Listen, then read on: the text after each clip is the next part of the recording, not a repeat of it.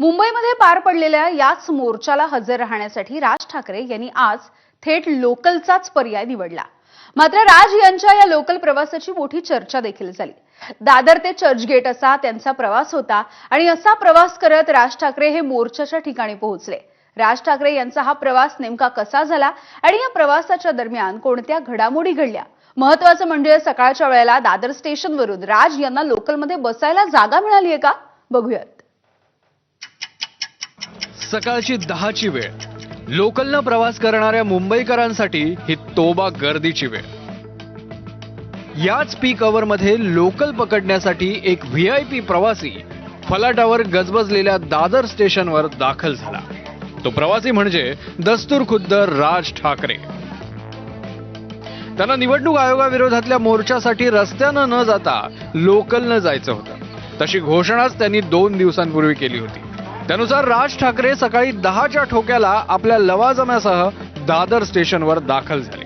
आता राज ठाकरे येणार म्हणून मनसेचे पदाधिकारी, पोलिसांचा गराडा आणि मीडियाची स्टेशनवर तोबा गर्दी झाली। सर्वसामान्य प्रवाशाप्रमाणे राज ठाकरे लोकलची शांतपणे वाट पाहत उभे होते।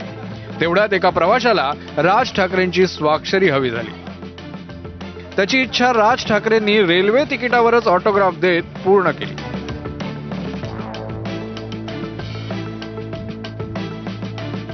प्रवास करतील मला शक्य नव्हता, लोकांनी प्रवास करतील ते, पण आज लोकांनी प्रवास केला आमच्या सोबत। तर आज मी खूप खुश आहे। आज मला ऑटोग्राफ दिलाय। तू कुठे राहतो? मी बदलापूरला राहतो। आज मी कामाला आलोय। मी कामावरून आलोय। राज साहेबांना भेटून मला एवढं मस्त वाटतं। सकाळी सकाळीच लोकल पकडणं काय दिव्य असतं याचा अनुभव राज ठाकरेंनाही आला।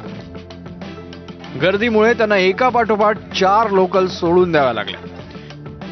अखेर 10:41 स्लो ट्रेन आली। फर्स्ट क्लासचा डबा। गर्दी होती, पण राज ठाकरे आणि त्यांचे शिलेदार डब्यात चढण्यात यशस्वी झाले। एकाच डब्यात एकाच ठिकाणी राज ठाकरेंसह त्यांच्या सोबतच्या 7 जणांना बसायला जागाही मिळाली। पीक अवरला लोकलनं प्रवास करणाऱ्या मुंबईकरांसाठी स्वप्नवत असलेली विंडो सीटही राज ठाकरेंना मिळाली। आता खुद्द राज ठाकरे लोकलमध्ये आहेत म्हटल्यावर प्रवाशीही हरकून गेले। त्यांच्याशी हस्तांदोलन करण्यासाठी डब्यात प्रवाशांची लगबग सुरू झाली।